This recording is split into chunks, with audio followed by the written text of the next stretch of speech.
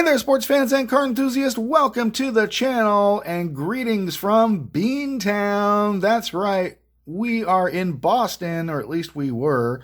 About 2-3 weeks ago, Mrs. Blast from the Past and I took a trip back east to the great city of Boston.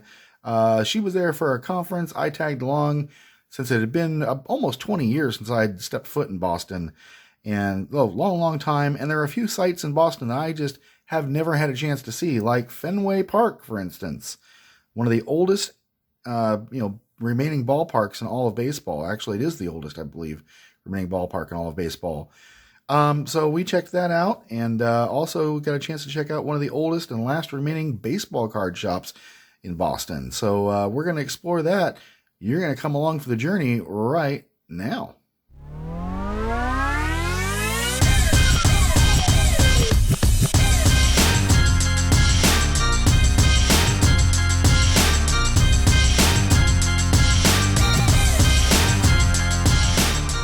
So Boston, folks, beautiful, beautiful city. If you haven't had a chance to go there, I highly suggest going there.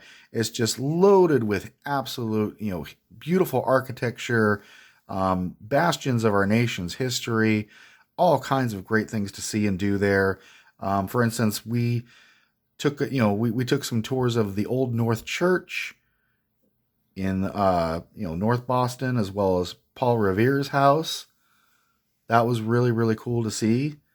We spent a lot of time walking along the Freedom Trail and seeing a lot of the sights there, including the resting places of Paul Revere, Samuel Adams, John Hancock, and many, many more. Again, it's just a city just brimming with history. And of course, part of that history includes Fenway Park. Fenway Park, for anybody that doesn't know, it opened April 20th, 1912. To put that into perspective, the ballpark opened 6 days after the sinking of Titanic.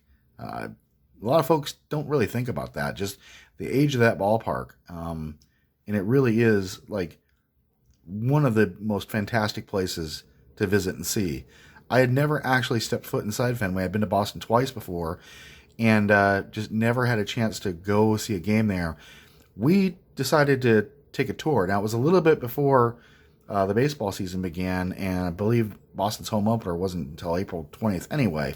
But we were in town at the very end of March, and like I said, we signed up for one of the tours because we just had to see this great place and the great history that has been there. Players from Babe Ruth to Ted Williams, Carl Yastrzemski to Jim Rice, Roger Clemens, Manny Ramirez, David Ortiz.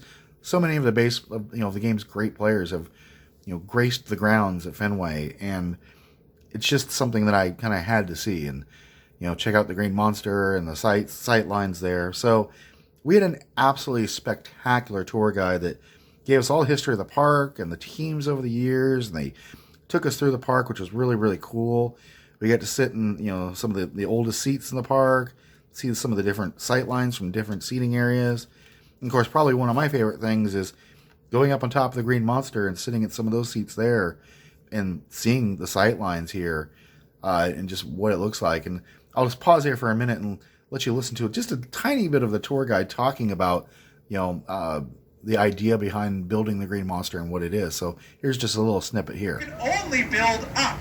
That's a challenge. So in late 03, or rather late 02, I should say, they announced their first major change. The net was coming down off the wall. They were going to get the air rights from the city and build seats out over Lansdowne Street. And I remember when they announced this because it was very controversial.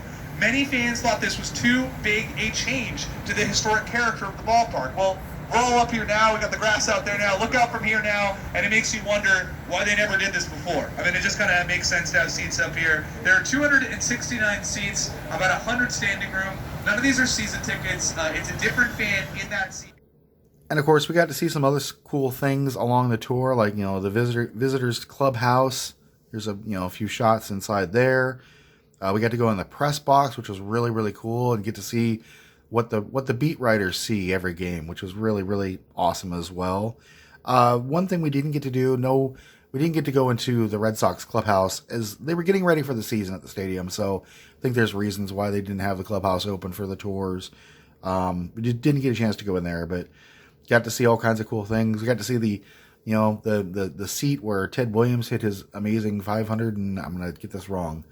I'll correct it in the editing if I'm right, but I believe 517-foot home run, I can't remember. It bounced off of a patron's head way out there. The red seat that you see right here, that marks where that home run hit. Still to this day, the longest home run ever hit in Fenway. It's a great ballpark. It feels small, and it is small in comparison to other major league ballparks. It's, I think, one of the smallest out there. But it feels really, really intimate, and it's just a great, great place to see a ball game up close and personal. I mean, you can tell because there's no bad sightlines anywhere in this ballpark. It's just really, really great. And of course, we get to see a lot of the history of Red Sox lore on full display. I mean, here's just a tiny bit of this as I go through some of the B-roll footage here of just, some of the great teams and great players that have, been a part of the Red Sox family over the years.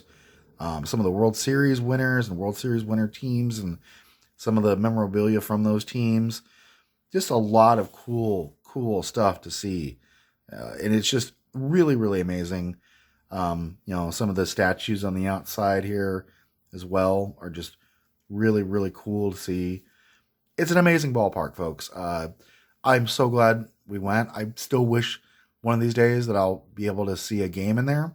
I was far too young during the 86 World Series to go see my beloved Mets play there. But, I think I was 12 years old when that took place, maybe 11 years old. That gives you an idea of my age. But it was a fantastic experience, and I highly recommend anybody that's in Boston, take the tour. It's not expensive. It's like, I don't know, $30 a person, $25-$30 a person. It's not expensive at all. It's well worth your time. It's supposed to be an hour-long tour. We got 90 minutes in ours, so super, super happy.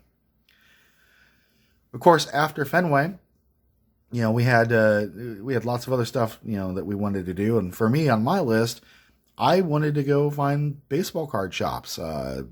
East Coast, notorious for having a lot of, great sports cards and sports card findings. But I was actually kind of surprised that when I went to go look for these, there aren't many left in Boston. In fact, the only baseball card shop in Boston proper that I could find was this. It's Bay State Coin, and it's a part coin shop dealer and part sports card shop. And this is a very, very old school joint. The owner, Andy Perpertsian, we talked to him. I'll give you a little bit of the interview here in just a minute, but he's a store that still deals in cash, pretty much cash only. The owner's a great guy, lots of stories to tell, and he was really kind enough to, let us do a short interview for this channel. So here you go. Let's hear from Andy Perpertsian and Bay State Coin about the Boston baseball card market. I'm with Andy Perpertsian, Bay State Coin Company, one of the few baseball card shops actually left in Boston proper here. Andy, tell me a little bit about just the brief history of this place and how you've managed to last so long here. Well, I first strolled down the street in April of 1976, and on that very window there was a sign, "Manager wanted to apply within." I came in, got the job, and I've essentially been here ever since. Nice. So over the years, you've specialized in coins, baseball cards, collectibles, memorabilia. Yes. What are some of the cool things that you've had come through this shop that you've really liked either selling or had in your personal collection? Or Well, that's another thing too. I'm a collector, so it's tough sometimes to decide what you want to keep for yourself and what you have to keep for the store to pay bills, rent, and everything else. So that's always a give and take. But you asked what is one of the best things. I had a Cracker Jack set come in from 1915 that was complete. Nice. And that was one of my best buys. Regrettably, I sold it because I needed to pay rent. And the moment I sold it, that thing went up like crazy. So that was one of my regrets. But that happens. It happens with coins too. You buy a good coin, and you sell it because you have to, and then it goes up in value. Absolutely. Mm-hmm. How would you describe the card collecting community here in Boston and surrounding communities? Well, for the longest time, it was great because you had regular customers that lived here. But once the pandemic came, those customers either worked from home and didn't come in, or or they moved, or frankly they died. So, and as I said to you earlier, I've been here almost 50 years, so I've seen it all change. Yeah. Now, me personally, I'm a huge vintage guy, but I do collect a few modern things. Are you vintage, modern? All vintage, yeah. I don't really care about modern, with very few exceptions. I have my favorite teams. I'm not necessarily. I'm originally from New York, but I'm not. The only Boston team I root for is the Boston Celtics. I have season tickets for as long as I've been in the store. 48 years, yeah. As my viewers know, I'm a diehard New York Mets fan, so I'm kind of in the holy water era of being here in Boston. But yeah, in terms of vintage, are you seeing a lot of younger kids kind of falling in love with vintage again, or is it kind of mixed? I would say kind of mixed. The kids today, the young people today, really like the new stuff because they see the market going crazy when they break out and they do cards and stuff like that. So, frankly, the people who like the older stuff are older people like me, or maybe 10 or 15 years younger than me, that started in their childhood, stopped, and then decided once they made a lot of money and whatnot, they could get back and finish their collections. So that's the main people that buy vintage stuff. And any kind of last words for folks that are, collecting today and still want to get out there and in the face-to-face baseball card shops and that kind of stuff, since a lot of it's moved online with eBay? Well, I'm a brick and mortar store. I don't do eBay or any of that stuff. So I would just say collect what you like. That would be my best advice. Awesome. Thank you, Andy. Appreciate your time. Right, very good. Awesome.